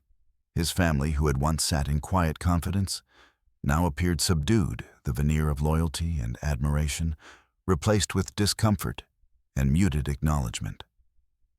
Friends and colleagues exchanged whispers, some in disbelief, others in recognition of Camille's methodical victory. Judge Davis concluded the proceedings with finality. This court recognizes the resilience, intelligence, and strategic acumen demonstrated by Miss Ross throughout this process. The ruling reflects not only the factual evidence presented, but the integrity and diligence with which she pursued justice. Court adjourned. Camille rose gracefully, gathering her documents with calm precision. She allowed her gaze to sweep across the room, noting the subtle shifts in demeanor. Brandon's isolation, the quiet respect of her supporters, the acknowledgement of her strategic authority. Each observation reinforced the reality that the balance of power had irrevocably shifted. Brandon Hayes remained seated, his face pale, and drawn, the finality of the judgment pressing down on him. He had been a master of manipulation, a man accustomed to control, yet he now confronted the consequences of underestimating Camille Ross. The arrogance that had defined him was stripped bare, leaving vulnerability and the stark realization that his actions had consequences he could no longer escape. Outside the courtroom, Camille allowed herself a moment of reflection. The city skyline stretched before her, a vast expanse of lights and possibilities. She had reclaimed not only her financial stability, but also her agency, her authority, and that of her dignity. Months of preparation, careful observation, and strategic execution had culminated in an unassailable victory. She had not acted out of vengeance, but from a place of clarity, justice, and empowerment. As she walked away from the courthouse, Camille felt the weight of freedom, the quiet satisfaction of meticulous planning, and the power of truth finally recognized. Brandon Hayes had faced the full measure of his deception, exposed not through anger or confrontation, but through patient, calculated precision. Camille Ross had transformed betrayal into empowerment strategy, into undeniable authority, and silence into a formidable force of justice. The doors of the courthouse closed behind Camille Ross, leaving behind the echoes of gavel strikes and whispered acknowledgments. Outside, the city stretched beneath a fading afternoon sun, its streets alive with the rhythm of life, indifferent to the courtroom drama that had just unfolded. Camille inhaled deeply, savoring the quiet moment of triumph before turning her attention to the next phase, rebuilding, reclaiming, and redefining her life on her own terms. The months of preparation and confrontation had taken their toll, yet they had also illuminated Camille's strength and resilience. She had faced betrayal, deception, and manipulation with calm precision, transforming what could have been a narrative of victimhood into a story of empowerment. Now free from the shadow of Brandon Hayes' deceit, she could focus entirely on herself, her career, her ambitions, and her future. Camille's first steps were deliberate. She returned to her office, a sleek space overlooking the city, a tangible reflection of the life she had built with her own intellect and effort. The office was quiet, serene, a place where strategy, creativity, and ambition converged. She opened the blinds to let in the light, symbolically welcoming clarity, transparency, and a renewed sense of purpose into her space. Lauren Mitchell, ever the vigilant strategist, had prepared a roadmap for Camille's next moves. "You've won in the courtroom," Lauren said, her voice steady but warm. "But now we focus on consolidation, reclaiming financial control, rebuilding professional networks, and reinforcing your authority in every sphere that Brandon tried to dominate." Camille listened intently, appreciating the clarity of the plan. Every recommendation was precise, actionable, and aligned with her long-term vision. Camille began by reviewing her financial portfolio, meticulously assessing investments, assets, and future opportunities. With Brandon's influence removed, she had full control, but she approached the task with the same discipline and precision that had guided her through the courtroom battles. She made strategic adjustments, diversifying holdings, securing long-term stability, and ensuring transparency in every transaction. Each decision was deliberate, reflecting both her intelligence and the hard-earned wisdom that came from confronting betrayal. Simultaneously, Camille reached out to her professional network.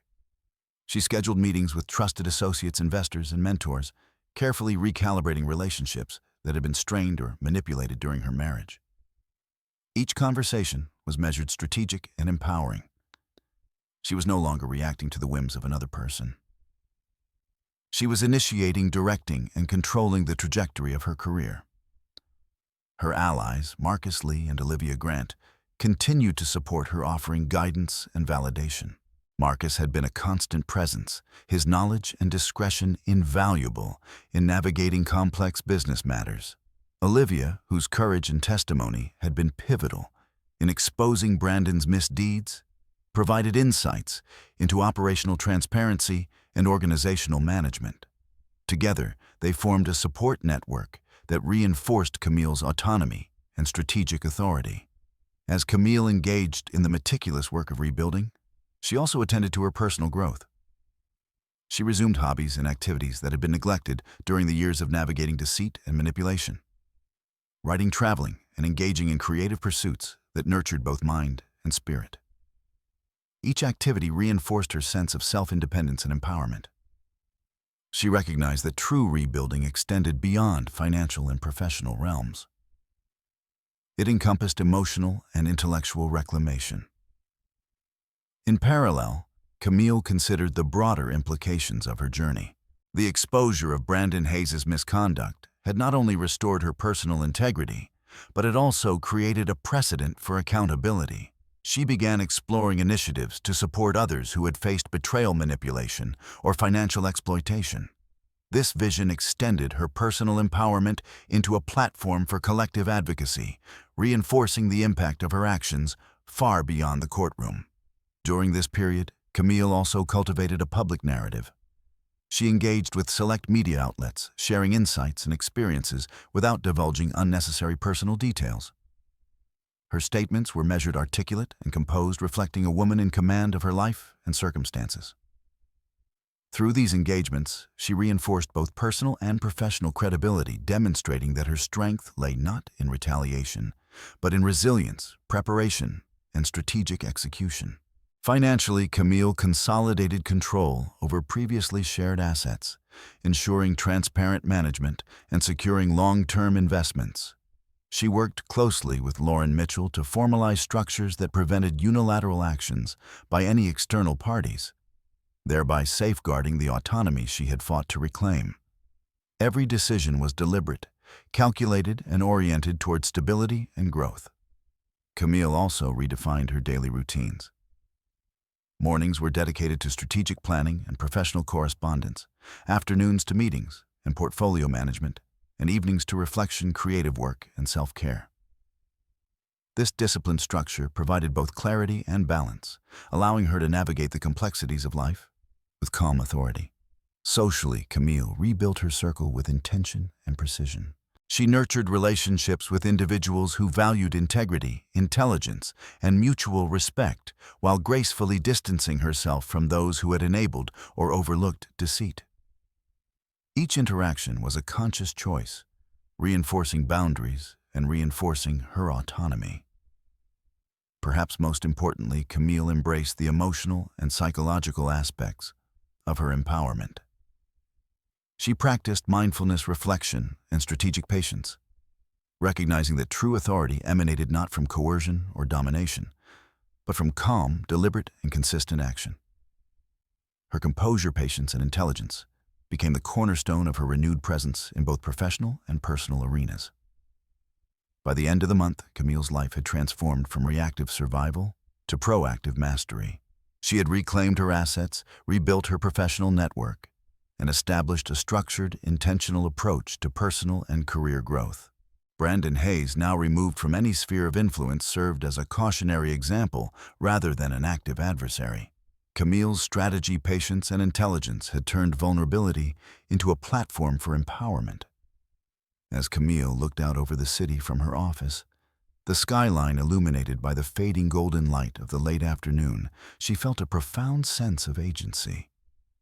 Every challenge she had faced, every slight, every betrayal had contributed to her strength and strategic acuity. Her life was no longer defined by the actions of another. It was defined by her own choices, discipline, and vision. In this quiet moment of reflection, Camille acknowledged the significance of her journey. She had navigated deceit, exposure, and confrontation with calm authority, transforming each challenge into an opportunity for empowerment. Her life was now a testament to the power of preparation, patience, and strategic action. She had reclaimed her autonomy, her dignity, and her future, and, in doing so, had set a standard for resilience and empowerment that would guide her in all endeavors to come. Camille Ross sat quietly in her apartment, the city lights twinkling below a soft hum of life, continuing unabated beyond her walls. For months, she had meticulously planned, observed and executed a strategy that had finally brought Brandon Hayes' deceit and arrogance to light. Yet, as the legal battles concluded and financial control was fully restored, Camille recognized that the journey toward true empowerment required more than reclaiming assets or asserting authority. It required healing. The betrayal she had endured, the subtle manipulations, the arrogance, and the lies, had left deep traces not in her intelligence or composure, but in her sense of trust and emotional equilibrium. Camille understood that reclaiming her power meant addressing the personal scars that Brandon's actions had inflicted. She began by confronting the feelings she had long suppressed: disappointment, anger, grief, and an undeniable sense of loss for the life she had once imagined. In the early hours of the morning, she started journaling, a practice she had rediscovered during the months of preparation. Her pen moved steadily across the page, documenting memories, reflecting on choices, and exploring emotions. Writing became both a method of processing and a tool of clarity, helping her to organize the chaos of the past into coherent patterns. Each entry was deliberate and a structured conversation with herself, allowing her to reconcile the intensity of her experiences with the clarity of her present authority. Camille also sought support from trusted confidants. Marcus Lee had remained a steady presence throughout, offering guidance and insight without judgment. Olivia Grant had been instrumental in exposing Brandon's duplicity, and her perspective helped Camille contextualize the events from a broader vantage point. Lauren Mitchell, always precise and strategic, also provided subtle encouragement, reminding Camille that empowerment was not only about external victories, but about internal alignment and peace. Therapy became a crucial element in Camille's healing. She scheduled sessions with a professional who specialized in high-conflict interpersonal dynamics and betrayal trauma. These sessions allowed her to articulate experiences she had internalized, to identify patterns of manipulation she had endured, and to develop strategies for emotional resilience. Camille approached therapy with the same methodical intensity she had applied to her financial and legal strategies, analyzing, reflecting, and extracting actionable insights. Outside her structured work and therapeutic practice, Camille re-engaged with life in small but meaningful ways. She began to dedicate time to creative pursuits, rediscovering passions that had been overshadowed by the stress of marital betrayal and legal battles. Painting, music, and writing offered not only solace, but a channel for expressing emotions that words alone could not fully capture. Each brushstroke, each note, each sentence was a quiet affirmation of autonomy, creativity, and emotional strength. Camille also focused on rebuilding social connections in ways that were intentional and nurturing. She reconnected with friends whose loyalty and integrity had been proven, cultivating relationships that reinforced mutual respect and understanding. She distanced herself from those who had enabled Brandon's behavior or failed to recognize the depth of his deceit. In these interactions, Camille discovered that healing was not only personal, but relational. Reclaiming trust, respect, and authentic connection was a central part of her empowerment. Daily meditation and mindfulness practices became integral to Camille's routine. Each morning, she would sit quietly observing her thoughts, without judgment, focusing on her breath, and envisioning a life unburdened by past betrayals. These practices allowed her to maintain equilibrium in the face of residual stress and to cultivate an inner calm that radiated outward in every interaction. She understood that true empowerment was as much about controlling the mind and emotions as it was about managing external circumstances. Camille also engaged in reflective walks across the city, immersing herself in the rhythm of life around her. She observed people's scenes and interactions with a quiet curiosity, contemplating the resilience inherent in human experience. These walks reinforced a sense of perspective that her personal journey, though intensely challenging, was part of a broader tapestry of life growth and learning. As weeks passed, Camille began to notice shifts within herself. The tightness in her chest, the subtle anxiety that had accompanied interactions with Brandon or discussions of finances began to ease. Her confidence, already reinforced through strategic victories, now extended into emotional self-assurance. She felt a renewed capacity to engage with the world without fear, without hesitation, and without the residual weight of past betrayals. Camille also allowed herself moments of quiet celebration. She did not indulge in ostentatious displays of victory, but she acknowledged her achievements, both external and internal. Reclaiming her autonomy, asserting her authority, and achieving legal justice were milestones, yet the subtle personal victories, healing emotional clarity, and the restoration of self-trust carried equal significance. In her reflections, Camille realized that empowerment and healing were intertwined. By confronting betrayal with strategy and calm authority, she had established a foundation of external power. By dedicating herself to emotional processing, reflection, and intentional living, she had fortified the inner strength that would sustain her through future challenges. The combination of strategic action and emotional resilience created a holistic, enduring form of empowerment. Camille also considered the broader implications of her journey. Her experience illuminated the necessity of vigilance, patience, and the cultivation of inner strength in the face of deception. She recognized the value of careful observation, meticulous preparation, and the strategic use of evidence. But she also understood that emotional integrity and self-awareness were equally essential in achieving sustainable empowerment. By the end of the month, Camille Ross had established a balanced life, integrating professional authority, financial control, and emotional clarity. She had transformed the aftermath of betrayal into a platform for growth, empowerment, and influence. Her life was no longer defined by the actions of another, but by her choices, strategy, and the deliberate cultivation of resilience. In a quiet moment, Camille sat at her apartment window, gazing at the city lights below. She reflected on the months of preparation, confrontation, and healing. Each step, each decision, each action had reinforced her autonomy, authority, and confidence. She had navigated betrayal with calm precision and strategic intelligence, and now through intentional reflection, creative engagement, and emotional work, she had restored her inner equilibrium. Camille Ross had transformed a narrative of victimhood into a testament of empowerment.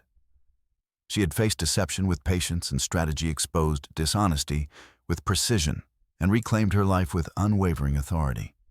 The final phase of her journey, the healing of the emotional and psychological scars, was complete. She had emerged not only victorious, but whole, her composure and strength a beacon of resilience and empowerment for herself and others. Camille Ross had reclaimed her life, her autonomy, and her authority, yet she knew that true empowerment extended beyond personal victories. The lessons learned from months of careful observation, meticulous preparation, and courtroom triumph had illuminated a broader truth. Empowerment was most meaningful when it was shared, when it could inspire and protect others facing similar challenges. With this perspective, Camille began to chart a new course, one that would transform personal strength into a platform for collective impact. Her first step was establishing the Camille Ross Foundation, an organization dedicated to supporting women who had faced betrayal, manipulation, or financial exploitation. The foundation's mission was clear: provide legal assistance, financial literacy programs, and mentorship to those seeking to reclaim control over their lives. Camille's vision was informed by her own experiences. She understood the intersection of emotional resilience, strategic thinking, and resource access. and she was determined to ensure that other women could benefit from both guidance and empowerment. Camille spent weeks meticulously planning the foundation's structure, ensuring that every operational detail was precise. She consulted with legal experts, financial advisors, and experienced nonprofit managers to design programs that were both effective and sustainable. Her approach reflected the same methodical precision she had applied in the courtroom. Every decision, every partnership, every initiative was deliberate, measurable, and strategically aligned with her vision. In tandem with the foundation, Camille began engaging with media and public forums to share her story not as a tale of victimhood, but as a blueprint for empowerment. She crafted narratives that highlighted strategic patience observation and the importance of emotional resilience in confronting betrayal. Her interviews were articulate, measured, and authoritative, offering insights into how women could navigate complex challenges with intelligence and composure. Each engagement reinforced her credibility, her influence, and her role as a beacon of guidance for others. Camille also focused on mentoring emerging professionals in her industry, sharing knowledge gained through years of experience and the intense lessons of her personal journey. She provided guidance on strategic decision-making, leadership, and navigating complex interpersonal dynamics. Her mentorship emphasized not only technical expertise, but the cultivation of emotional intelligence, resilience, and ethical leadership. By investing in the next generation, Camille extended her impact far beyond personal recovery. Financially, Camille continued to consolidate her control, but with a strategic eye toward sustainability and impact. She diversified investments, secured long-term ventures, and created structures that ensured transparency and accountability. Her financial acumen, honed through both personal experience and professional diligence, allowed her to leverage resources effectively, creating opportunities for both personal growth and philanthropic initiatives. Socially, Camille redefined her network with intention. She nurtured relationships grounded in integrity, respect, and mutual support, distancing herself from connections that had enabled or ignored deceit in the past. Her social interactions became purposeful, each engagement reinforcing her authority, credibility, and the values she now championed publicly. The circle she cultivated was not only a support system, but also a community aligned with her vision for empowerment. Camille also embraced creative and personal pursuits, integrating them into her daily life as mechanisms for reflection, inspiration, and emotional fortification. Writing, painting, and travel became channels through which she could process experiences, explore new perspectives, and maintain balance amidst her expanding professional and philanthropic responsibilities. Each activity reinforced her identity as a woman who had overcome betrayal not merely by external victory, but through sustained personal growth. The Foundation's initial programs were met with immediate enthusiasm. Women from diverse backgrounds sought guidance, mentorship, and support, sharing stories of financial manipulation, relational betrayal, and systemic obstacles. Camille listened attentively, offering strategic advice, legal guidance, and emotional support. Her calm, authoritative presence provided a model of resilience, demonstrating that empowerment was cultivated through preparation, patience, and deliberate action. Camille's public engagement extended to conferences, panel discussions, and media appearances. She spoke on topics of financial literacy, emotional resilience, strategic decision-making, and empowerment in the face of adversity. Her narratives were grounded in experience, demonstrating how strategic patience and meticulous preparation could turn betrayal into opportunity, silence into authority, and adversity into growth. Audience members responded with admiration, inspiration, and a renewed commitment to personal agency. In her personal life, Camille prioritized balance, integrating structured routines that supported both professional engagement and personal well-being. Early mornings were dedicated to planning and strategy, afternoons to foundation management and mentorship, and evenings to reflection and creative pursuits. This structured approach reinforced clarity, focus, and resilience, ensuring that Camille's empowerment was both sustainable and deeply rooted.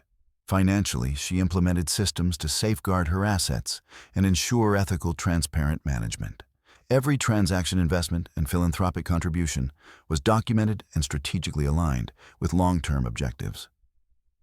Her attention to detail, honed through months of careful observation and courtroom preparation, ensured that resources were deployed efficiently and effectively, maximizing both personal and societal impact. Camille also cultivated a network of like-minded individuals committed to ethical leadership, empowerment, and advocacy. Collaborations with other professionals, nonprofit organizations, and mentors strengthened the foundation's reach and influence. Camille's leadership was characterized by clarity, authority, and strategic foresight, ensuring that her initiatives were both impactful and sustainable. Over time, Camille's story became a testament to the power of strategic patience, meticulous preparation, and deliberate action. She had transformed betrayal and exposure into a platform for empowerment, creating a legacy of resilience and influence. Her life was no longer defined by past deceit or manipulation. It was defined by deliberate choices, strategic action, and a commitment to empowering others. As Camille Ross looked out over the city skyline from her office window, she felt a profound sense of fulfillment. Her professional achievements, philanthropic initiatives, and personal growth were all aligned, creating a life marked by authority, influence, and clarity of purpose. Brandon Hayes, once a symbol of manipulation and arrogance, had been rendered powerless in the face of her strategies and composure. Camille's future, however, was expansive, visionary, and self-determined. She reflected on the journey from betrayal to empowerment, recognizing that her strength lay not only in legal and financial victories, but in the deliberate cultivation of authority, strategic patience, and emotional resilience. Every decision, every initiative, every carefully executed plan had contributed to a life redefined, a narrative reclaimed, and a legacy established. Camille's life had evolved into a model of empowerment, demonstrating that true strength arises from preparation, patience, and the deliberate transformation of adversity into opportunity. She had reclaimed her narrative, redefined her purpose, and established a foundation that would extend her influence far beyond personal victories. In every sense, Camille Ross had emerged as a woman of authority, vision, and enduring power. The final day of the proceedings arrived, and the atmosphere in the courthouse was electric, charged with anticipation. Camille Ross walked in with the calm authority that had become her signature. Every step she took, every measured movement, exuded control. Months of preparation, observation, and strategic action had led to this culminating moment, the last confrontation, the final opportunity to assert clarity, authority, and justice. Brandon Hayes, seated across the room, looked increasingly uneasy, his once effortless arrogance now shadowed by uncertainty. Judge Eleanor Davis called the court to order, her presence commanding immediate attention. "We will proceed with the final statements and the conclusive presentation of evidence." "In this case," she announced, Brandon attempted to compose himself, adjusting his suit and smirking as if the confident man he had always been could return in this moment. Camille's presence, however, neutralized his performance. Her quiet composure and unflinching gaze reminded everyone that she had orchestrated the exposure of his deceit and manipulation from start to finish. The first witness of the session took the stand, Olivia Grant. She delivered her testimony succinctly, calmly, and methodically, reinforcing the evidence that Camille and Lauren Mitchell had meticulously prepared. Every email, every transaction, every clandestine meeting Brandon had attempted to hide was now documented, verified, and presented with clarity. Olivia's delivery, steady and authoritative, left no room for ambiguity. Each corroborated detail tightened the noose around Brandon Hayes' overconfidence and duplicity. Brandon's attorney attempted to interject, citing procedural technicalities and questioning the admissibility of certain documents. Lauren Mitchell countered each point with precision, referencing verification methods, corroborated witness accounts, and financial records that left no room for dispute. Every objection he raised only underscored his desperation and the fragility of his position. Camille, seated quietly, observed each exchange, noting the subtle cracks in his demeanor and the courtroom's shifting perception of authority. As the session progressed, the momentum in the courtroom clearly favored Camille. The subtle nods, whispered comments, and focused attention of observers highlighted the growing recognition of her strategic intelligence and composure. Brandon's attempts at deflection became increasingly transparent. Each objection less convincing, each interruption more futile. Camille had anticipated every maneuver, every boast, every attempt at control. And the final act of exposure was now within her grasp. At a critical juncture, Camille stood and walked deliberately to the center of the courtroom. The envelope containing the compiled evidence was in her hand, the weight of it both literal and symbolic. Every document inside represented months of meticulous observation, careful cross-referencing, and strategic planning. As she approached the courtroom, hushed in anticipation, Brandon Hayes, realizing the finality of the moment, shifted uncomfortably, his earlier confidence waning. "Your Honor, Camille," began her voice, calm yet resonant, carrying the authority of someone who had endured betrayal, documented deceit, and prepared with unflinching precision. The evidence presented throughout these proceedings, corroborated by multiple witnesses and verified financial records, demonstrates the full extent of Mr. Hayes' actions.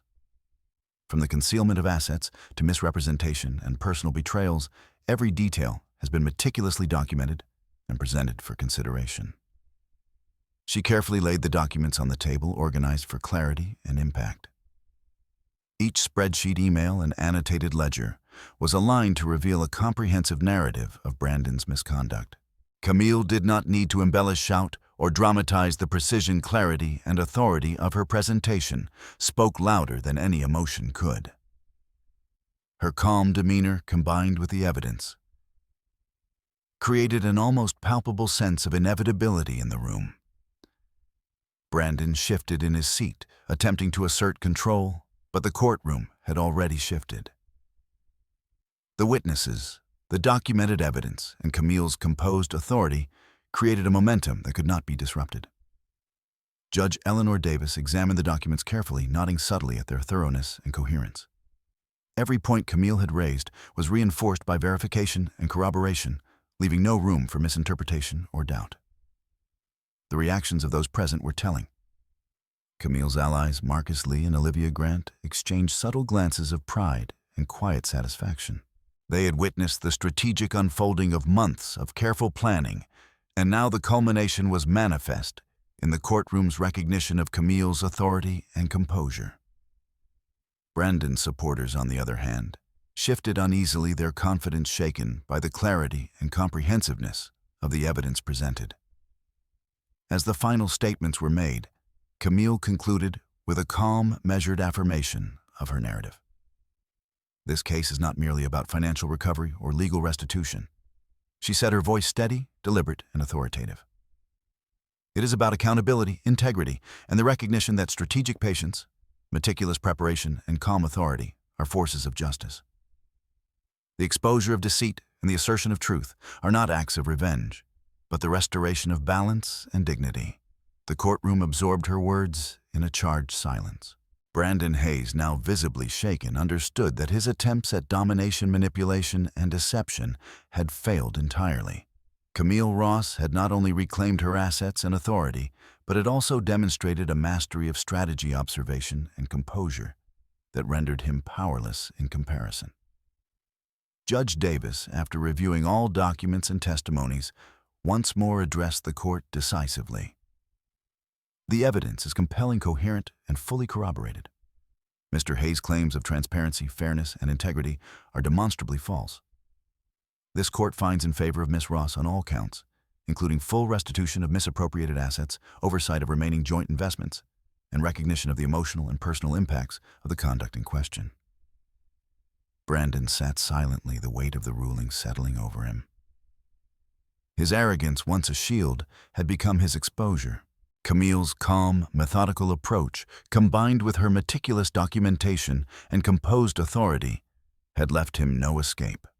The courtroom, which had once been a stage for his dominance, now recognized her as the orchestrator of truth, justice, and empowerment.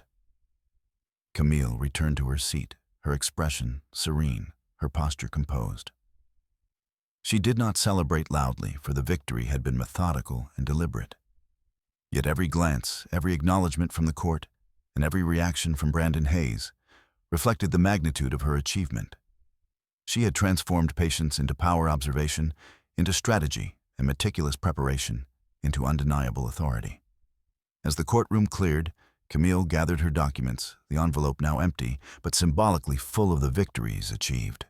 Outside, the city lights reflected the end of a long strategic journey, one that had moved from betrayal and observation to confrontation, exposure, and ultimate empowerment.